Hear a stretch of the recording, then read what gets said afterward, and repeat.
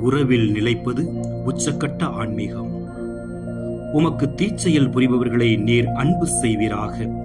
இவற்றைத் தவிர வேறு எதையும் ஆண்டவர் கொடுத்தாலொழிய அவர்களிடமிருந்து எதையும் எதிர்பார்க்காதீர்.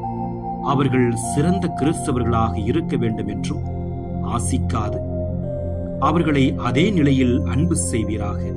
இவ்வாறு நீர் செய்வது ஆசிரம வாழ்வை விட மிக சிறப்பானதாக உமக்கு இருப்பதாக. தலைமை பணியாளருக்குரிய மடல் 6 முதல் 8 முடிய. இன்றைய சிந்தனை.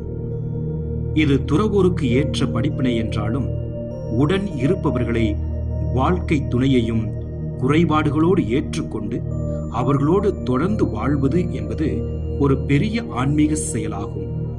பல தவ முயற்சிகளை விட, ஒருத்தல் முயற்சிகளை விட, பக்தி முயற்சிகளை விட இது மிக சிறந்த ஆன்மீக பயிற்சியாகும். ஒரு உச்சக்கட்ட ஆன்மீகமும் ஆகும்.